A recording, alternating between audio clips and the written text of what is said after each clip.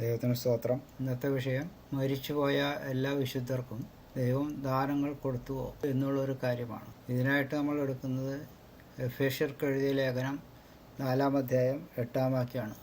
അതുകൊണ്ട് അവർ വൃദ്ധന്മാരെ പിടിച്ചുകൊണ്ടുപോയി ഉയരത്തിൽ കയറി മനുഷ്യർക്ക് ദാനങ്ങളെ കൊടുത്തു എന്ന് പറയുന്നു. ഇതിൻ്റെ എക്സ്പ്ലനേഷൻ വായിക്കാം. എഫേസ്യർ 4:8 എന്ന വചനത്തിൻ്റെ മൂലഭാഷയായ ഗ്രീക്കിൽ കാണിച്ചിരിക്കും പ്രകാരമാണ് കാണുന്നത്. ഇതിൻ്റെ വലതുഭാഗത്ത് ഇംഗ്ലീഷ് തർജ്ജമ കാണാം. ഇതാണ് മൂലഭാഷയിലുള്ള വചനം. ഇതിൽ പറഞ്ഞിരിക്കുന്നത് wherefore he is saying ascending into high he capture captivity and gives gifts to the humans.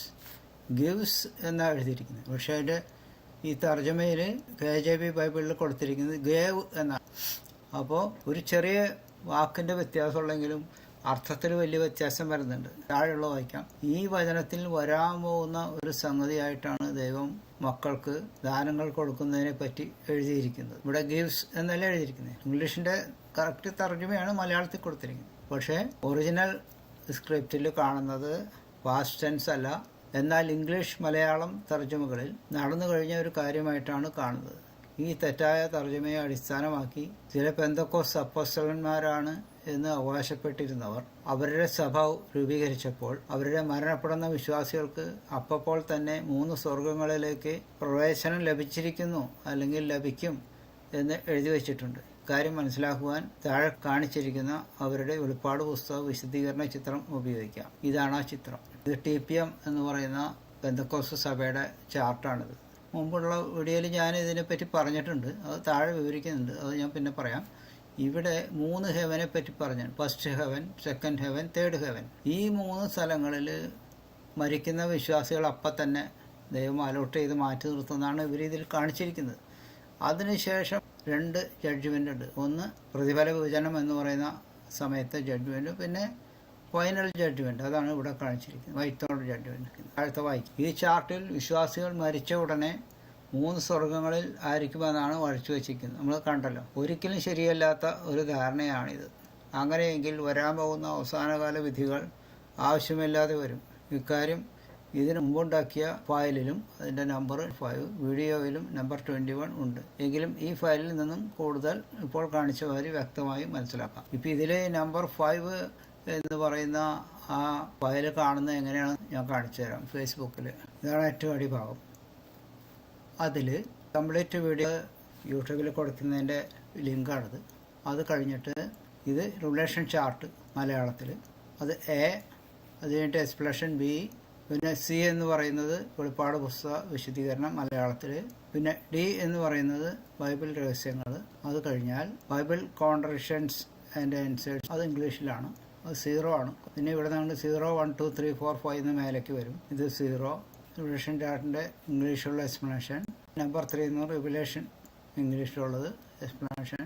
Number 4 എന്ന് പറയുന്നത് ബൈബിൾ മിസ്റ്ററീസ്, നേരത്തെ പറഞ്ഞ ബൈബിൾ രഹസ്യങ്ങൾ എന്ന് പറയുന്ന അതിൻ്റെ ഇംഗ്ലീഷിലുള്ളത്. അത് കഴിഞ്ഞ് അത് 99 വരെ ഉള്ളൂ. അതിൻ്റെ 100 മുതലുള്ളത് D4. മലയാളം ഉണ്ട്, ഇംഗ്ലീഷും ഉണ്ട് ഇതിൽ. പിന്നെ D4 കണ്ടിന്യൂഡ് എന്ന് പറയുന്നത്. അപ്പോൾ 155 മുതലുള്ളത് അത് 154 വരെ നേരത്തെ ഉണ്ടായിരുന്നുള്ളൂ. അത് കഴിഞ്ഞിട്ടാണ് 5 എന്ന് പറഞ്ഞ് നമ്മൾ നേരത്തെ കാണിച്ചു. അത് ഇവിടെ ഇങ്ങനെ ക്ലിക്ക് ചെയ്താൽ ആ ചാർട്ടുകളും അതിൻ്റെ എക്സ്പ്ലനേഷനും ഇങ്ങനെ നമുക്ക് വായിക്കാം.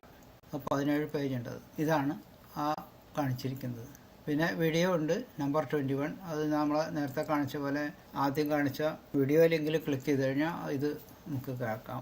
ഇതിൽ ഈ TPMൻ്റെ ഒരു കാര്യമാണ് നമ്മൾ പറഞ്ഞത്. ഇതിൽ വേറെ ഒരുപാട് പ്രോബ്ലംസ് ഇവരുടെ വിശ്വാസത്തിലുണ്ട്. പെന്തക്കോസ്ത് ചർച്ച് എന്ന് പറഞ്ഞിട്ട് കാര്യമില്ല. ബൈബിളാണ് അടിസ്ഥാനമെന്നൊക്കെ പറഞ്ഞാലും ഓരോ ഗ്രൂപ്പുകൾക്കും ഓരോ വിശ്വാസങ്ങളുണ്ട്. അതിൽ TPM എന്ന് പറഞ്ഞ പെന്തക്കോസ്ത് വിശ്വാസമാണ് ഒരിക്കലും യാഥാർത്ഥ്യ ബോധമില്ലാത്തൊരു വിശ്വാസം. യഥാർത്ഥത്തിൽ വിശ്വാസികളാവണമെങ്കിൽ മരുന്ന് കഴിക്കാൻ പാടില്ല. അങ്ങനെ പറഞ്ഞ അവരെ പാസ്റ്റർമാരും വിശ്വാസികളും ഒരുപാട് പേര് മരിച്ചുകൊണ്ടിരിക്കുന്നുണ്ട്.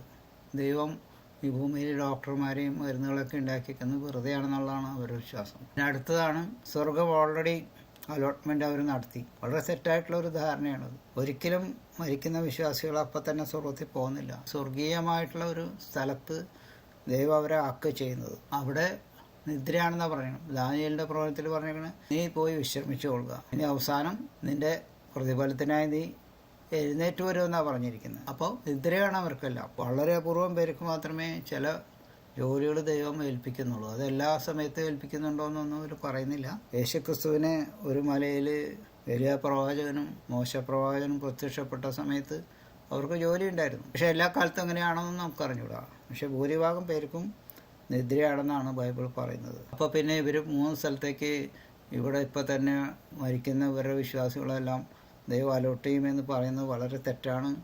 അങ്ങനെയാണെങ്കിൽ പിന്നെ ഒരു വിധിയുടെ ആവശ്യം വരുന്നില്ലല്ലോ. ഇവരുടെ എന്ന് മാത്രമല്ല, മറ്റുള്ള പെന്തക്കോസ്ത് സഭകളും ഈ കത്തോലിക്ക സഭ പോലെ തന്നെ അവരുടേതായിട്ടുള്ള നിയമാവലികൾ ഉണ്ടാക്കി വെച്ചിട്ടുണ്ട്. എല്ലാവരും റാപ്ചറിലെടുത്ത് പോകും എന്നൊക്കെയാണ് അവരുടെ ധാരണ. അങ്ങനെ ഉണ്ടാവില്ല എന്ന് യേശുക്രിസ്തു തന്നെ നേരെ പറഞ്ഞിട്ടുണ്ട്. യേശുക്രിസ്തു വരുന്ന സമയത്ത് വിശ്വാസം കണ്ടെത്തുമോ എന്നാണ് ചോദിക്കുന്നത്. വിശ്വാസം ഇല്ലായെങ്കിൽ ആൾക്കാരെ ആരും എടുക്കില്ല എന്നുള്ള എൻ്റെ പറഞ്ഞതിൻ്റെ അർത്ഥം. അപ്പോൾ ഇവർ പറഞ്ഞാൽ ലക്ഷക്കണക്കിന് കോടിക്കണക്കിന് ആൾക്കാർ റാപ്ചറിൻ്റെ സമയം വരുമ്പോൾ പൊങ്ങിപ്പോകും. അത് എല്ലാ കഷ്ടങ്ങൾക്കും മുമ്പാണെന്നും ഇവരെല്ലാവരും പറഞ്ഞുകൊണ്ടിരിക്കും. ശിക്ഷാവിധിക്ക് കാരണമായിട്ടുള്ള സംസാരമാണത്. അതവർ മനസ്സിലാക്കുന്നില്ല. പണം പിടുങ്ങിയെടുക്കാനുള്ള സൂത്രം വിശ്വാസികളുടെ നിന്ന്. ഇവരൊക്കെ പോയി എന്തെങ്കിലും ജോലി ചെയ്ത് ജീവിക്കാൻ പഠിക്കണം. അല്ലാതെ ഇങ്ങനെ ആൾക്കാരെ പറ്റിച്ച് ജീവിക്കുന്ന ഈ സ്വഭാവം മാറ്റണം. അല്ലെങ്കിൽ ദൈവത്തിൽ നിന്ന് ശിക്ഷ ഉണ്ടാവും എന്നവർ മനസ്സിലാക്കണം.